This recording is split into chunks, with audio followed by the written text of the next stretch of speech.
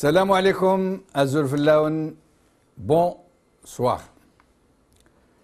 Hamid Green, le ministre des journalistes, est donc le troisième ministre algérien à subir une fouille au corps par les services de sécurité aéroportuaire français. Lui, Abdeslam Bouchouarb, Abdelmajid Tebboune et aux USA, Mourad Medelsi, quand il était ministre des Affaires étrangères et qui était pourtant l'invité de la secrétaire d'État, Hillary Clinton. Lui, en l'occurrence, a été fouillé très méticuleusement. Un ministre des Affaires étrangères. Ces 4 ministres ont donc été fouillés au corps, passés par le scanner, ainsi que leurs bagages. On leur aurait demandé de retirer leur ceinture, peut-être même leurs chaussures. Une humiliation. Alors que les 4 voyageaient avec un passeport diplomatique, s'il vous plaît, et que tous étaient censés être en déplacement officiel. Ils l'étaient pas, on ne sait pas, mais c'est ce qu'ils ont dit. Ils ont dit qu'ils étaient en déplacement officiel. Et en déplacement officiel à Paris, ils y sont généralement au moins une fois par semaine.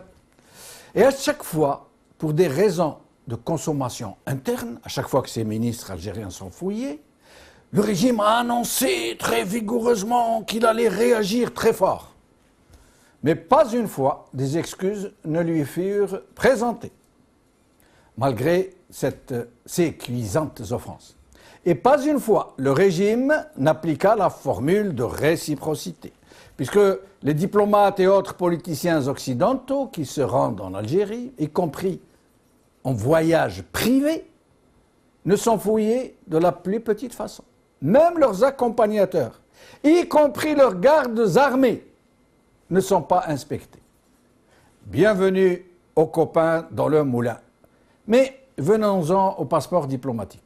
Est-ce que ce document assure une réelle immunité à son détenteur, notamment en matière de fouilles corporelles? À ma connaissance, aucune législation internationale ni aucune convention détaillée ne règle ce genre de situation, ni pour les détenteurs, ni pour leurs accompagnateurs. Mais un usage existe, différemment pratiqué, selon les uns et les autres. Si les diplomates et les politiciens occidentaux ne sont jamais fouillés lorsqu'ils se rendent dans les pays du Sud, même en voyage privé, les diplomates et les politiciens des pays du Sud, par contre, lorsqu'ils se rendent en Occident, ne sont généralement fouillés que lorsqu'ils ne sont pas en voyage officiel. Pour ce qui est des officiels algériens, l'information n'a circulé que pour ces 4 ministres. Mais en vérité, ils sont des dizaines à avoir été fouillés en France, y compris des généraux et autres détenteurs de passeports diplomatiques. En fait, cela s'explique de diverses façons. D'abord, parce qu'ils sont des centaines à disposer de passeports diplomatiques, jusqu'à des membres de leur famille, qui n'ont rien à voir avec l'exercice de fonctions politiques, publiques ou diplomatiques.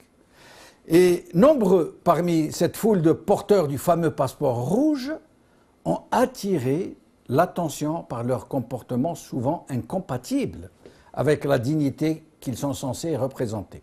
Ils ont dégradé par leur nombre et leurs incessants chassés-croisés la distinction qui était conférée à ce document. Mais un détail, si je peux me permettre un tel mot, détail, a définitivement désigné les officiels algériens au mépris général des services de sécurité aéroportuaire, dont de très nombreux éléments sont d'origine algérienne, il ne faut pas l'oublier, et qui ont gardé de l'estime pour le pays de leurs parents. Ces prétendus grands serviteurs de l'État font de trop fréquents séjours privés en France. Et ils tentent à chaque fois ou souvent de faire passer ces visites pour des visites de travail.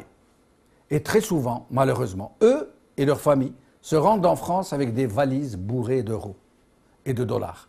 Ces pratiques les ont donc définitivement rangés aux yeux de ceux qui les regardent passer dans le rayon des malfaiteurs qui pillent leur pays.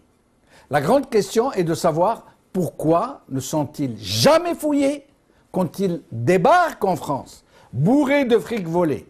Pourquoi pas une seule fois n'ont-ils pas été fouillés?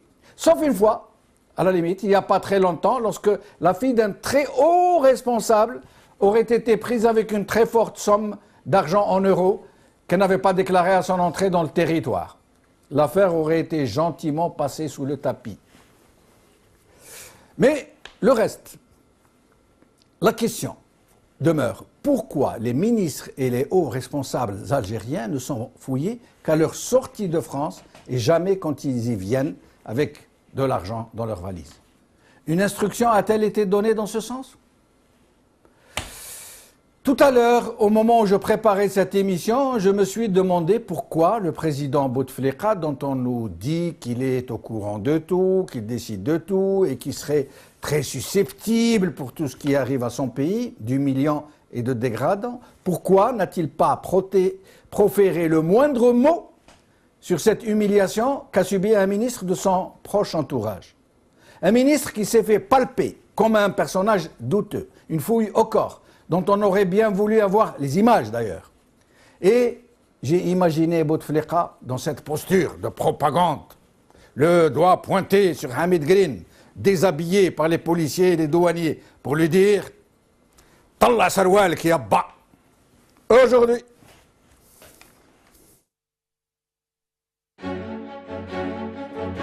Le matin, Algérie. Hamid Green fouillé à Orly. Faut-il s'en étonner? Par Hassan Zerouki. Le quotidien d'Oran. Algérie-France. Que cache la fouille au corps de Green? Par Rania Oukazi.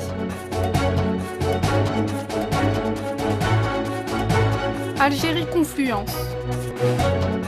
Hamid Green commentant sa fouille à l'aéroport d'Orly, cet incident pourrait altérer les relations algéro-françaises. Par l'esprit A.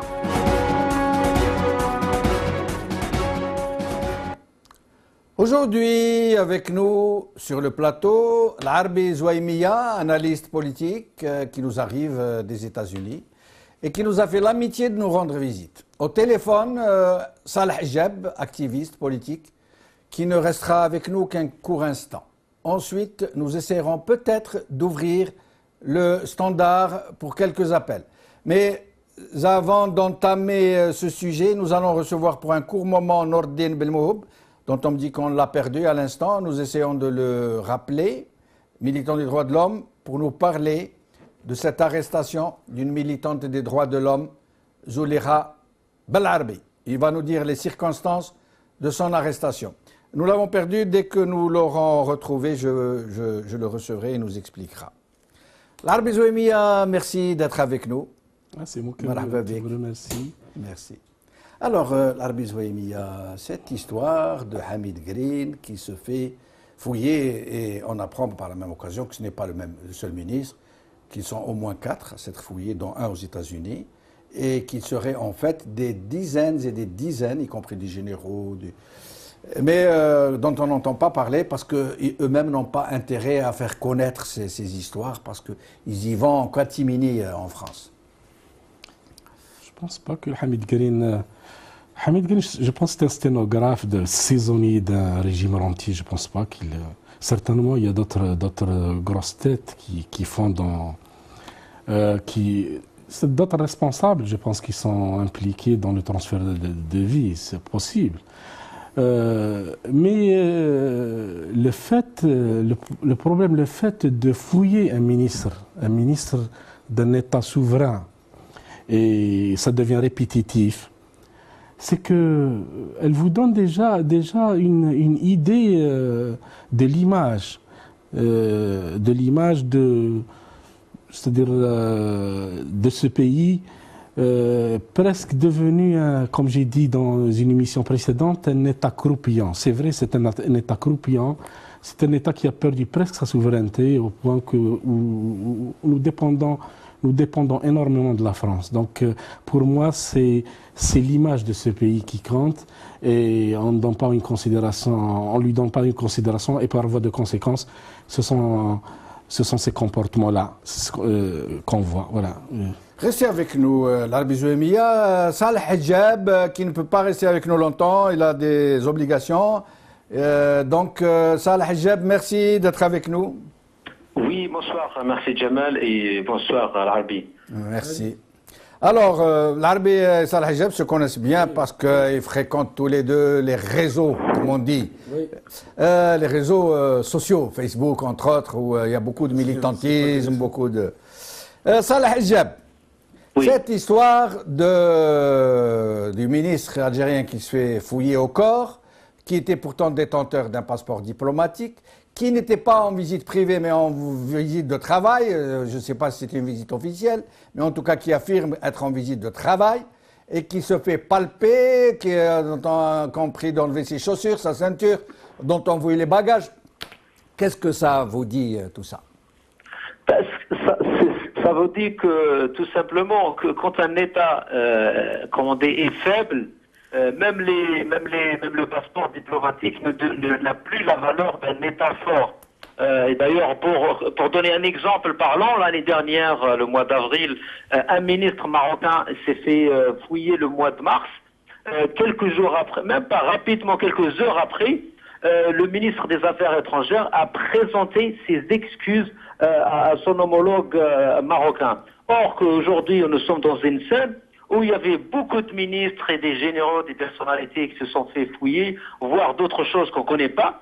Mais à la fin, le communiqué de l'Élysée, c'était uniquement du regret. Voilà, c'est du regret, ni plus ni moins. Donc moi, je pense... L'État français, il laisse un petit peu, ses ministres font des allers-retours, il les laisse avoir des appartements ici, des biens, du commerce. Mais malheureusement, ces ministres, ils ont abusé, c'est-à-dire ils ont distribué beaucoup de passeports diplomatiques à leurs enfants, à leurs proches. Et au bout d'un moment, l'État français, il est en jeu. Soit il continue de fermer les yeux, mais au bout d'un moment, il y a des révélations qui donnent des milliards et des milliards qui rentrent en France. Et donc, l'État français, s'il ne veut pas être accusé, il a fait cette piqûre de rappel pour leur dire, respectez-vous un petit peu, je ne peux pas trop tolérer, je pardonne un peu, mais pas trop.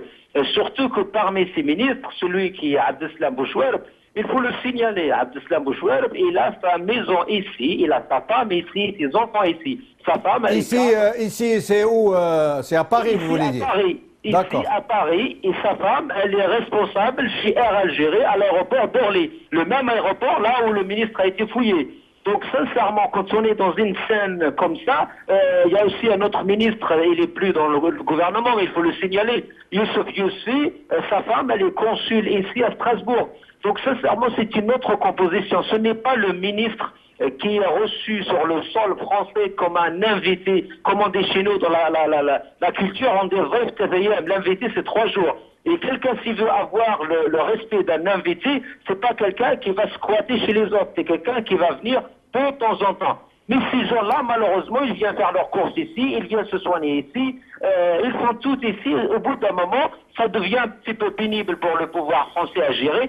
Il leur a fait cette piqûre de rappel, mais malheureusement, ils n'ont rien capté, ils n'ont rien pris comme décision ferme. Ils auraient pu faire un vrai, exiger des excuses, mais ils l'ont pas fait. Ils auraient pu aller plus loin d'arrêter des projets commerciaux. Ils auraient pu, mais entre le chien et son maître, le chien ne lèvera pas la tête. Je suis désolé pour ces deux expressions, mais eux, ils sont pas dans une posture où ils peuvent vraiment répondre à tout ce qui vient de l'État français. Je déplore moi aussi l'usage de tels termes. Quel que soit ce régime, je crois que nous devrions nous abstenir de tels termes. Ça ne nous honore pas. Mais je connais Salah Hijab, je crois que ça vous a échappé, ce terme. C'est la colère qui vous fait parler. Je m'en excuse à votre place. Sinon, Salah Hijab, ce régime qui nous passe son temps à nous parler de souveraineté, oh non, on ne peut pas accepter ça. Par exemple, souveraineté à dimension variable. Hein. Par exemple, enquête indépendante sur des crimes, sur les massacres des années 90, par des commissions indépendantes qui viennent du monde entier. Oh non, question de souveraineté. Enquête sur l'assassinat des moines, non, souveraineté. On prend les échantillons pour les faire examiner dans des labos du juge Trévidic à Paris. Ah non, souveraineté. Et là, ils leur palpent leur ministre, ils le retournent dans tous les sens. C'est même pas ce qu'ils lui ont fait, peut-être plus. Là, il n'y a plus de souveraineté. Non, mais la souveraineté, c'est devenu un fonds de commerce. C'est des termes qu'ils utilisent à la télé pour faire la propagande, c'est des déclarations médiatiques. Mais un pays qui laisse son président aller se soigner dans un hôpital, pas civil, un hôpital militaire, un pays que son président va vivre 3 mois dans la résidence des anciens soldats français, et c'est lui qui se prétend le grand résistant. Elle est où la souveraineté? Un pays qui ouvre son ciel aux avions armés qui passent pour aller attaquer, bombarder le Mali, elle est où la souveraineté? Il y a beaucoup de choses. Sincèrement, la souveraineté, c'est une déclaration à la télé, c'est une déclaration vide. C'est comme le Arfa Aras Kiaba, c'est comme le Izza ou le Karama. C'est des choses qu'il utilise juste pour un petit peu, endormir les gens. Mais la réalité, la souveraineté d'un pays, c'est qu'il consomme ce qu'il produit. La souveraineté d'un pays, c'est ne dépend pas à 98% du pétrole. La souveraineté d'un pays, c'est lui qui décide. C'est pas un pays qui accepte que la France refuse d'explorer et exploiter le gaz de schiste sur son sol, et elle vient le faire en Algérie. On dirait en Algérie, il y a personne. Si, il y a des citoyens quand même, il y a des citoyens qui ont suivi avant d'autres essais nucléaires, des essais chimiques. Donc vraiment, cette histoire de souveraineté, c'est des blabla. Les documents algériens, malheureusement, ils sont à l'image du pouvoir algérien. D'ailleurs, nous devrons signaler l'affaire les mandats d'arrêt, le mandat d'arrêt contre Morad Dhina, qui a été rejeté par la France.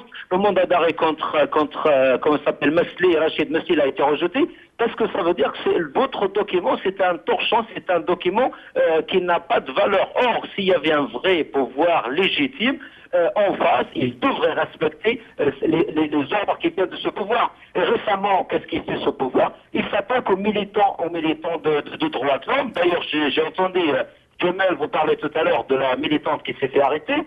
Merci Saleh.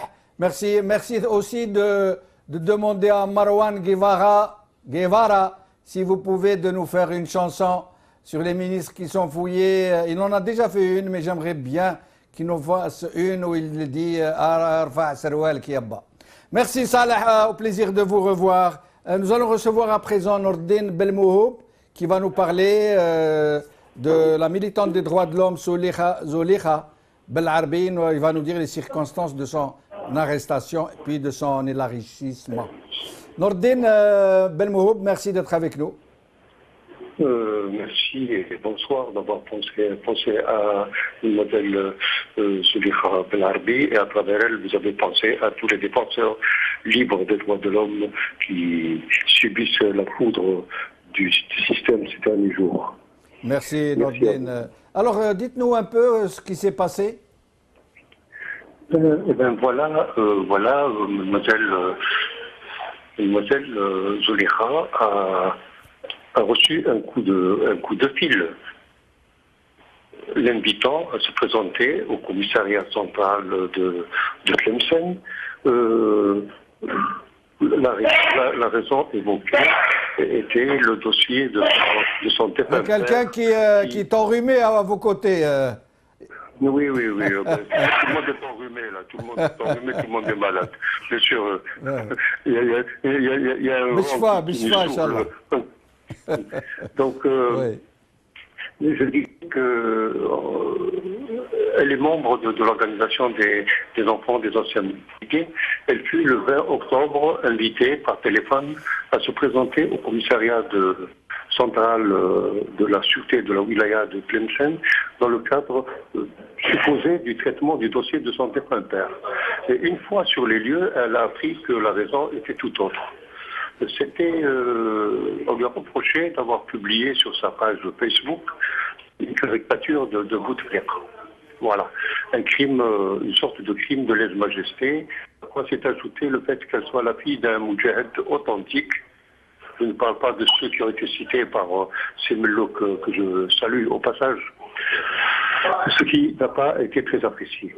Alors, n'étant pas retourné chez elle, la permanence du bureau de la Ligue algérienne pour la défense des droits de l'homme de Tlemcen a appris cet état de fait Et je fus à mon tour, à titre de membre du Conseil national de la LAT, informé et je pris à mon compte de médiatiser cette énième abus après celui de notre frère et ami Hassan Boras, qui est à son 22e jour de grève de la faim, regrettablement. Nous avons investi un peu. Qu'est-ce qu'on lui reproche au juste, Nordin? Qu'est-ce qu'on lui reproche au juste? On lui a reproché d'avoir mis sur sa page Facebook une caricature de Bouteflika. Mais cette caricature que j'ai vue personnellement, que tout le monde connaît, ça fait des mois qu'elle circule sur les réseaux sociaux. On aurait dû la remercier parce que Bouteflika est en train de signer comme un monarque sans trône et sans couronne sur l'Algérie. Elle a mis une photo de Bouteflika avec une couronne. Au contraire, on aurait dû la remercier puisqu'ils aiment bien ça. Oui, mais de quel droit il l'arrête puisque ce dessin est en train de circuler depuis des mois sur Facebook? Non, vous savez, je crois que ces derniers jours, la guerre est déclarée ouvertement contre les défenseurs des droits de l'homme qui se respectent, bien sûr, parce que malheureusement, on n'est pas un défenseur des droits de l'homme qui veut aujourd'hui chez nous. Il y a aussi de l'imposture là-dedans. Mais enfin, ce n'était pas le sujet. Et elle a été relâchée en fin de compte? Difficilement, je dirais difficilement. Il a fallu beaucoup de pression, et je crois que beaucoup de gens se sont investis sur Facebook particulièrement, et nous avons même menacé de recourir aux organisations internationales parce qu'on l'aurait fait. On s'en fout, nous, la souveraineté nationale. Vous en parlez tout à l'heure.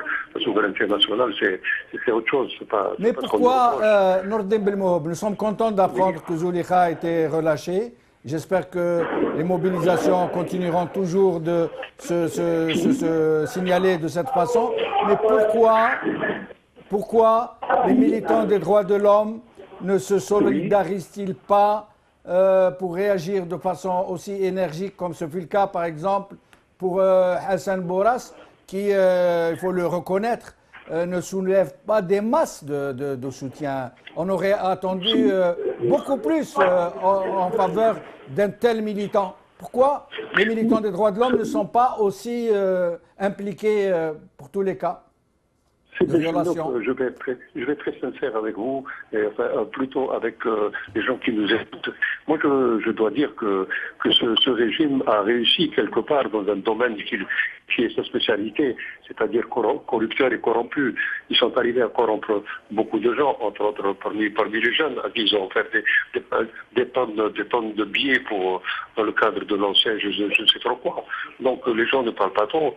Il reste une petite partie qui se manifeste à chaque fois, mais c'est malheureux de le dire. Les gens ont plongé un peu dans le je m'en foutisme, un peu dans c'est l'histoire aujourd'hui. Merci Nordin, merci d'être intervenu, de nous avoir expliqué. Merci pour votre activité, pour votre activisme. Au plaisir de vous revoir. L'Arbi Zouemia. Nous revenons au cas Green, au cas de ces ministres qui sont fouillés.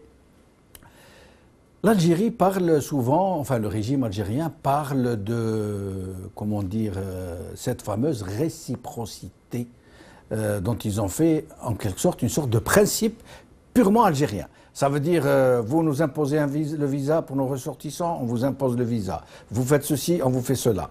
Pourquoi, en l'occurrence, là, quand leurs ministres se font fouiller, leurs généraux, leurs préfets, leurs détenteurs de passeports diplomatiques, pourquoi n'appliquent-ils pas la réciprocité à des politiciens et des diplomates occidentaux qui viennent?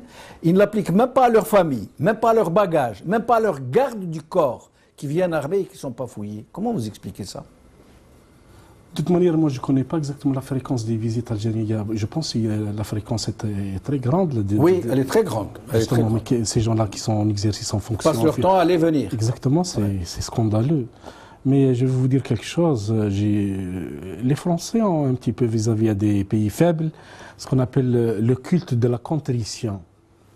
Vous venez, vous demandez, vous me dites, voilà, votre fils a frappé mon fils. Qu'est-ce que vous allez dire?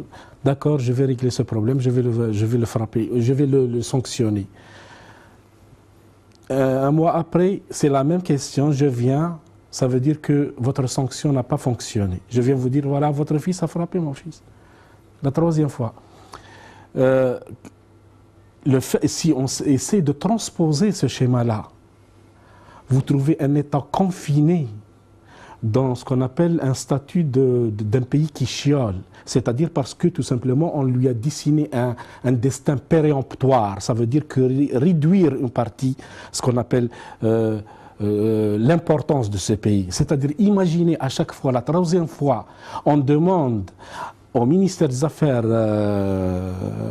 c'est-à-dire au ministère français des Affaires étrangères, qu'un ministre a été fouillé, le premier, le deuxième et le troisième, c'est-à-dire le schéma qui va apparaître, c'est-à-dire cette imagerie d'Épinal déjà de l'Algérie, va être, c'est-à-dire présenté de la façon suivante. Voilà un pays qui a un autre statut, c'est-à-dire c'est pas un pays, c'est pas que vous trouvez que il y a quelque chose qui est anormal. C'est comme si il y a. On ne présente même pas d'excuses Non, officielles. c'est-à-dire qu'il y a presque ce qu'on appelle un mépris politique. C'est-à-dire il y a un mépris politique d'un État à un autre État, c'est ça. Il ne peut pas le faire peut-être officiellement, mais il peut le faire à travers ces trucs-là. Il y a une autre lecture aussi. C'est qu'il semble que les Français, à chaque fois qu'il y a un scandale en Algérie, lancent des enquêtes. Il y avait le scandale Khalifa, ils ont laissé des enquêtes, ils ont profité, certainement, il y avait des ristournes, il y avait des dividendes économiques. Chekib Khalil, ce sont eux qui ont dit que Chekib Khalil n'a pas la nationalité française. C'est une information policière française. Ils ont lancé, il y a une enquête contre Chekib Khalil. Parce qu'au fur et à mesure qu'il y a une affaire qui concerne les deniers publics algériens, en parallèle, il y a une affaire en parallèle contre la même personne pour récolter des dividendes. Il se peut que la justice française ou la France, certainement, elle est au courant que les responsables algériens font des choses. Certainement, le fait que vous avez dit qu'il y a des gens qui entrent, qu'on n'a jamais fouillé quelqu'un lorsqu'il entre, mais on le fouille dès qu'il sortent, ça prête à équivoque. On ne les fouille jamais à l'arrivée, alors que généralement, ils sont porteurs d'euros et de dollars. Exactement. Maintenant, quelles sont les capacités de ce pays-là à prendre des représailles? Oui. Ce ne sont pas de forces égales qui s'affrontent. La résultante est nulle. La résultante n'est pas nulle. L'Algérie n'a pas les moyens. Mais l'Arabie c'est tout. Oui, pardon, l'Arabie il y a trop de l'Arabie. De bons l'Arabie, je vous rassure. Je ne sais pas qui a dit les bons Arabes sont des Arabes morts du temps de la colonisation. Nous non, c'est le contraire. Les Arabes qu'on a, ils sont excellents. C'est l'Arabie zouébia. Oui. Moi, il y a une chose que j'aimerais comprendre. Oui. Pourquoi ce mépris de la France officielle pour les ministres, les officiels algériens, alors que jamais, depuis l'indépendance de ce pays, ils n'ont trouvé un régime aussi disposé à accorder toutes les facilitations économiques à la France, les meilleurs contrats, les meilleurs accueils, et plus ils leur accordent des privilèges, et plus ils les méprisent. Je vais vous donner un exemple. Il y a quelques mois, Sellel. Oui. Sellel, le Premier ministre algérien, se rend en France, en visite officielle. C'est une visite officielle, ce n'est pas une visite privée. Normalement, il se fait recevoir par son homologue, le Premier ministre. Oui, il a été reçu par quelqu'un qui est en tenue de chasse. Oui. Bon, à la limite, nous on ne fait pas la différence réunion de travail, visite de travail, visite officielle. Bon, eux, c'est très protocolaire. À la limite, ils lui envoient président du Sénat, président du Parlement, oui. À la limite un ministre.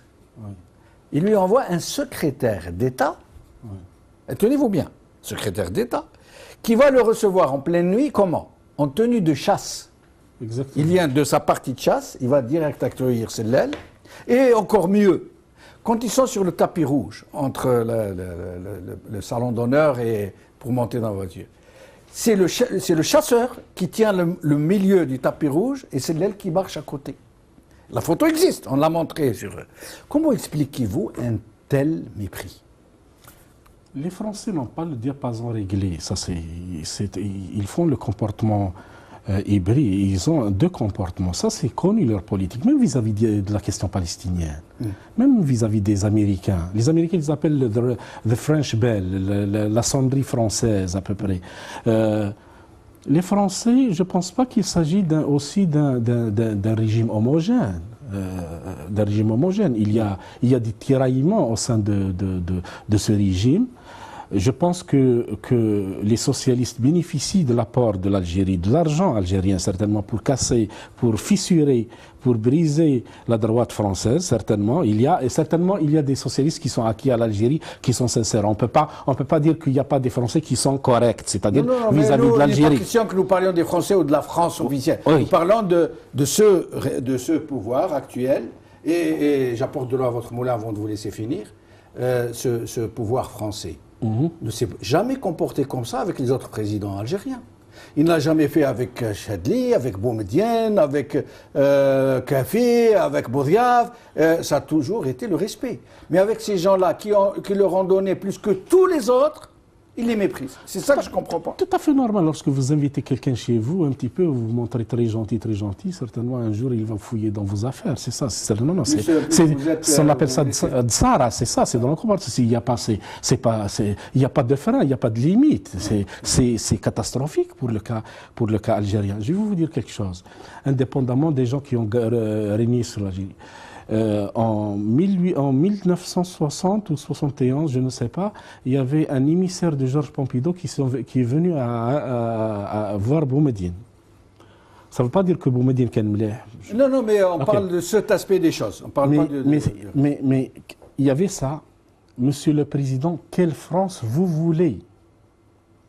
Et je vais vous rappeler, lors de la guerre de 1967, en Palestine, les Algériens ont pu, c'est-à-dire les Algériens ont demandé à Pompidou, ou à De Gaulle, à Pompidou, je pense à Pompidou, d'arrêter de vendre les frégates de Cherbourg à Israël.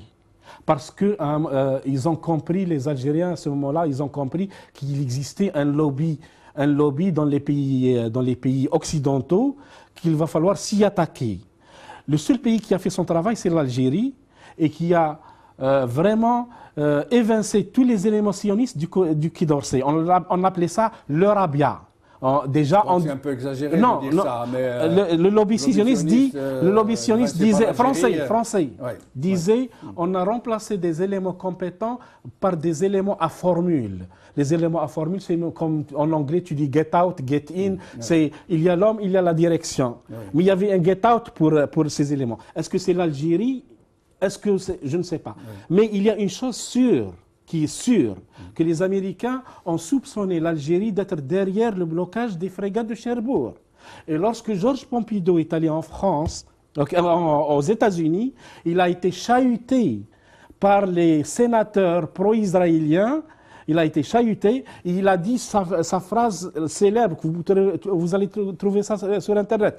Il n'y a plus d'abonnés au numéro que vous avez demandé. C'était très grave. Les Américains ont soupçonné, indépendamment du régime, même s'il s'agit d'un régime de dictature, mais la primauté de la dignité de l'État, c'est-à-dire cette inviolabilité de ce qu'on appelle de l'honneur de l'État.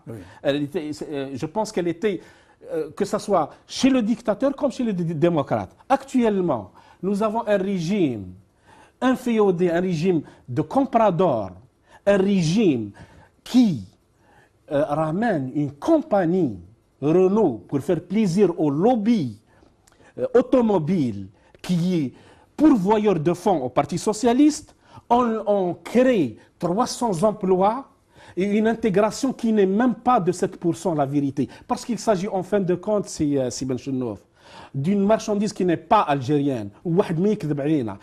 Personne ne peut se moquer de notre intelligence. Il s'agit purement et simplement d'une trahison nationale, de donner comme ça l'argent et d'essayer d'ouvrir par un prétexte fallacieux, difforme et contrefait vous essayez d'ouvrir ce qu'on appelle le crédit de la consommation pour plaire encore à ces Français-là, à ce lobby-là, alors que l'Algérie souffre et nous abordons, nous allons directement vers le mur. C'est vrai, ce n'est pas du jeu de mots, ce n'est pas sibyllin. Notre situation est catastrophique. Actuellement, il est évident, il est plus que certain qu'il y a une partie imaginaire des réserves de fonds, des réserves de change. Il y a une partie imaginaire. Ils ont joué sur les chiffres et je pense qu'on n'a pas de l'argent. On n'a pas d'argent, je pense. Vous pensez qu'il n'y a pas d'argent du tout, au moins que je pense qu'on n'a pas d'argent. Nous avons un problème d'argent qui se pose actuellement. Cette affaire de 159 milliards et cette affaire de relevé de la Réserve fédérale américaine le 15 août 2015 qui démontre clairement que l'Algérie n'a pas d'argent au niveau de la trésorerie américaine. Elle a acheté certainement des bons de trésor, elle les a revendus ou elle les a retirés, je ne sais pas de quelle forme. Comment se fait-il que vous allez chez les Chinois demander un prix? C'est quoi ce prix? Je vous laisse la responsabilité de cette très très grave révélation. Moi, je n'y crois pas du tout. Mais sinon, avant d'ouvrir le standard à nos téléspectateurs qui souhaiteraient peut-être vous poser des questions, je vous repose la question. Oui. Moi, je n'attaque pas la France, ni le peuple français. Non. Je parle de ce gouvernement de gauche actuel qui, malgré tous les dividendes qu'il tire du régime algérien, et ils sont faramineux, ces dividendes, ces intérêts, il ne lui accorde pas la moindre considération. Il y a une explication quelque part que je voudrais avoir. C'est-à-dire, à la limite, ça aurait été des gens qui ont gardé une rancune d'anciens colonisateurs. J'aurais compris, ce n'est même pas le cas. Ce sont des gens qui sont jeunes, qui n'ont pas assisté à cette période, dont les parents n'ont pas été de grands colons. Donc il y a quelque chose qui se cache là-dessous. Est-ce que, comme vous l'avez dit tout à l'heure, c'est juste parce qu'ils ont été trop gentils que... Entre guillemets, il s'agit aussi d'institutions indépendantes, la police et la PAF, n'oubliez pas. Oui, exactement. Donc, raison de plus. Toujours est-il que la justice aussi, personne ne peut vous dire que la justice est manipulée en France ou la police est manipulée parce que tout simplement, c'est un État démocratique aussi, c'est un État de la liberté de la presse aussi. Exactement. Certainement, il s'agit de qu'est-ce qui se passe, mais nous, c'est nos lectures, c'est la situation de notre pays qui a engendré telle situation. Mais on m'a dit tout à l'heure, je l'ai dit tout à l'heure en début de... Quelqu'un m'a dit hier que parmi les policiers, les pafistes et les douaniers des aéroports français, il y a beaucoup d'agents qui sont d'origine algérienne, dont les parents sont algériens, qui sont maintenant français, mais qui ont gardé pour l'Algérie beaucoup d'estime, beaucoup d'amour, et qui sont dégoûtés de voir les ministres des pays de leur père se balader comme ça, aller venir, ramener des valises d'argent. Peut-être que c'est l'explication pour malgré que de principe, si Jamel, de principe, j'aime pas ça. C'est-à-dire, je veux pas qu'un ministre soit fouillé. C'est-à-dire, je veux que la bataille soit algéro-algérienne, qu'on se bagarre entre nous, parce que si ça déborde un petit peu, ça va devenir comme un bazar, déjà un bazar politique ou un bazar. Mais j'aimerais bien que la situation reste algéro-algérienne. De principe, j'aime pas qu'un ministre de n'importe quel rang qu'il soit ou n'importe quel citoyen soit fouillé ou soit humilié. Je ne sais pas qu'est-ce qu'il leur a dit. Peut-être qu'il était impoli avec. Je ne sais pas qu'est-ce qu'il a dit. Mais il ne s'agit pas d'un ministre. Je vous dis, on le connaît. C'est un ministre qui est venu bâillonner la liberté d'expression, tout simplement. C'est un missionnaire, mais je ne pense pas qu'il s'agit d'un ministre de la trempe de gens qui sont mêlés à certaines affaires économiques ou financières, je pense. Nous allons prendre quelques appels téléphoniques, mais en attendant... Cette histoire qui commence à sortir, comme quoi il ne serait pas que 4 ministres à s'être fait fouiller, mais qu'il serait des dizaines, mais que cela a été étouffé, que ce n'est pas sorti dans la presse. Vous y croyez? En France, oui. Certainement possible. Possible aussi que même s'il s'agit de... le gouvernement français, certainement, je vous dis, c'est un État démocratique, c'est un État de droit, il ne faut pas oublier, certainement... Ouais. C'est pas le quartier libre, certainement il est peut-être dérangé, certainement il est dérangé par le comportement de certains ministres. Je pense aussi, pas forcément qu'il court derrière ses intérêts économiques au détriment je ne sais pas, d'un comportement un petit peu, je ne sais pas, préjudiciable ou de dérive. Certainement, il peut pas. Il me semble que c'est ça. Il me semble que c'est un rappel un petit peu à l'ordre qu'il a certains. Parce que la France surveille l'Algérie, surveille même le petit citoyen algérien. Nous allons prendre quelques appels. Hamza d'Alger. Hamza. Salam alaikum, bonsoir monsieur. Bonsoir Hamza, merci d'être avec nous, je vous en prie. Bien, je passe le grand bonjour à ton invité, monsieur L'Arbi Zouemia. Oui. Ouais. Merci. Mohim, sont pas des ministres, sont des corrompus, sont des voleurs. يستاهلوا الشيء اللي صار لهم في مطار أورلي. وميرسي infiniment. Merci Hamza, merci.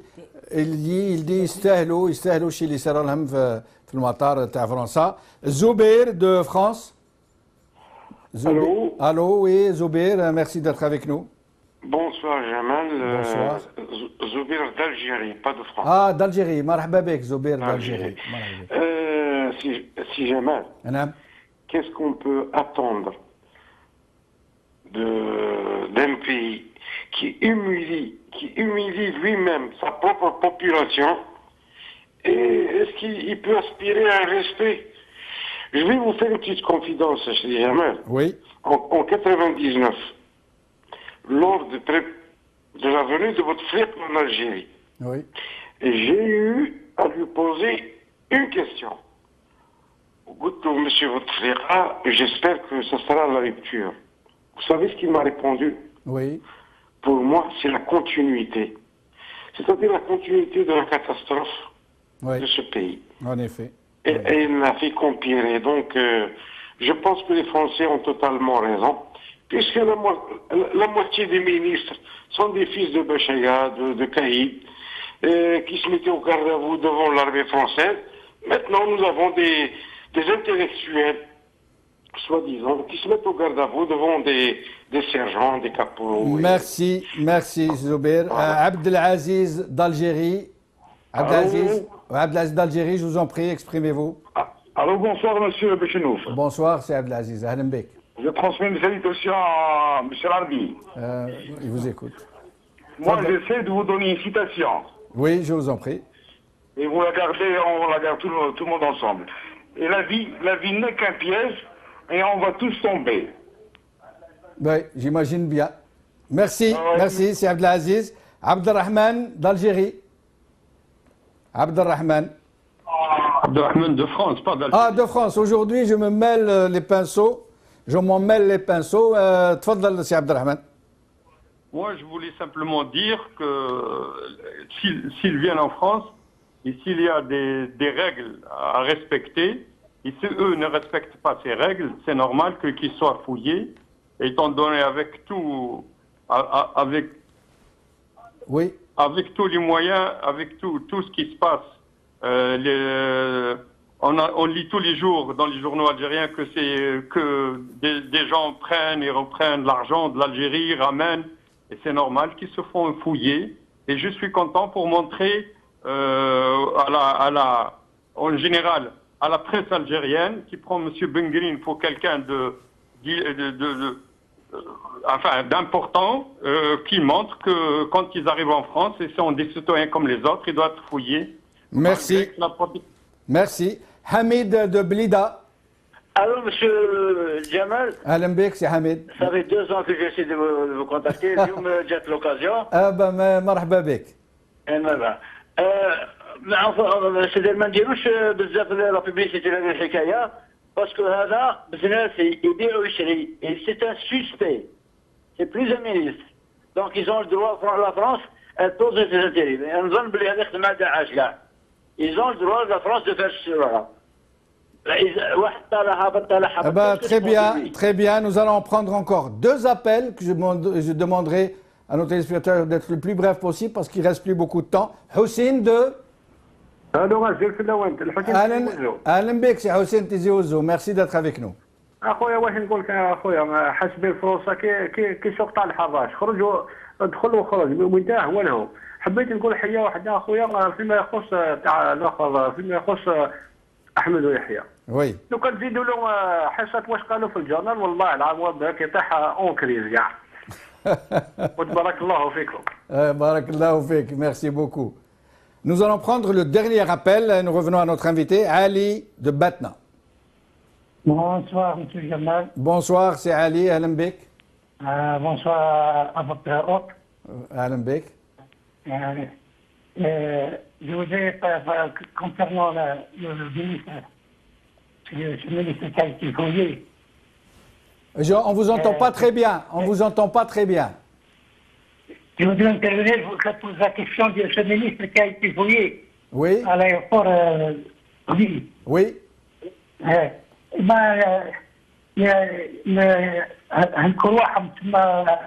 Ils ont été humiliés eux-mêmes. Ce n'est pas le peuple algérien qui a été humilié. C'est eux-mêmes. Ils savaient que ce pouvoir, c'est injuste. Ce sont des voleurs.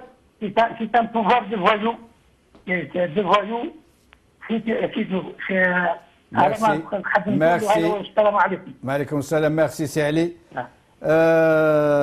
L'Arbi Zouaïmiya, c'est Ali de Batna vient de nous dire ce n'est pas l'Algérie qui a été humiliée, ce sont eux qui se sont humiliés, ce sont des voyous, ils méritent ce qui leur arrive, nous on n'a rien à voir avec eux. Non, je ne pense pas, il s'agit de notre pays aussi. Un ministre non, c'est...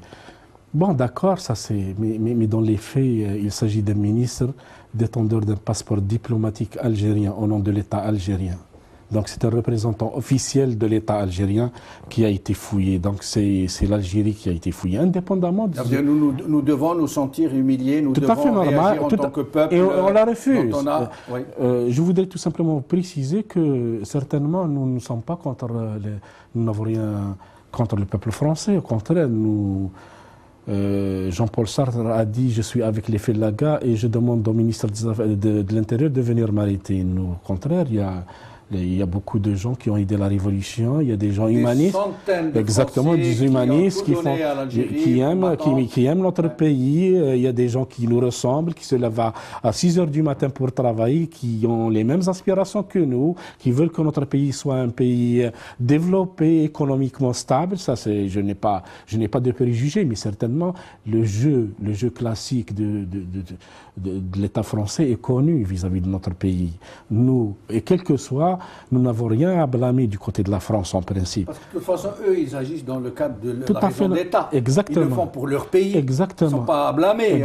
Exactement.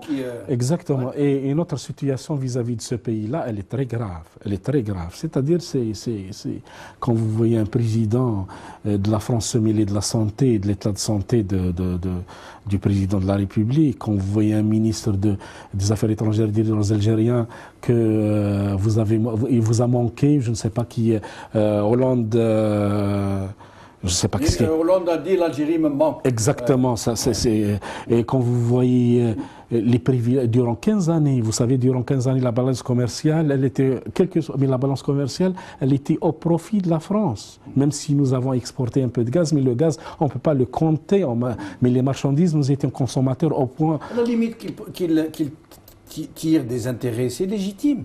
Mais qu'au moins, ils n'aident pas ce régime à s'imposer au peuple algérien, que leur chef d'État, que M. François Hollande, ne vienne pas à Alger pour mentir à l'opinion publique, lui dire que Bouteflika est d'une grande alacrité, d'une grande sagesse, alors que tout le monde sait qu'il est pris en otage par une bande qui règne en son nom, qui signe des décrets en son nom. C'est là le problème. Et en plus de tout ça, ils ne respectent même pas leurs propres comparses. C'est ça C'est tellement les qualificatifs, vraiment, je n'arrive pas à trouver les épithètes, tellement que la situation est très complexe, surtout en matière de relations algéro-françaises. Nous sommes liés à l'Internet, les assurances, les affaires de l'espace aérien.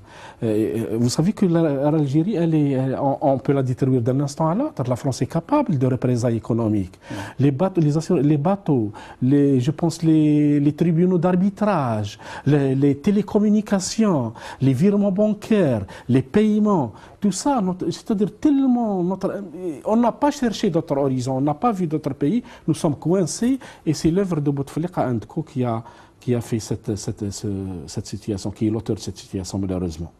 Malheureusement. Je tiens juste à signaler que nous n'avons aucun grief contre ni le peuple français, ni l'État français en tant que tel, puisque dans l'État français, il existe des hommes d'honneur qui aiment notre pays et qu'on aime en retour. Exactement. Sauf que nous sommes offusqués, choqués par un comportement de ceux qui sont au pouvoir de la France en ce moment et qui sont complices avec des malfrats. Parce que nous défendons notre pays, nous le défendons mieux que Yahya. On le défend sincèrement parce que nous vivons de notre sueur. Nous le défendons sincèrement et dans les faits. Merci beaucoup, Larbi Zouemia. J'ai été ravi de vous recevoir. Merci. Salam alaikum, bqaw ala khair. Merci d'avoir suivi cette émission. Au plaisir de vous revoir.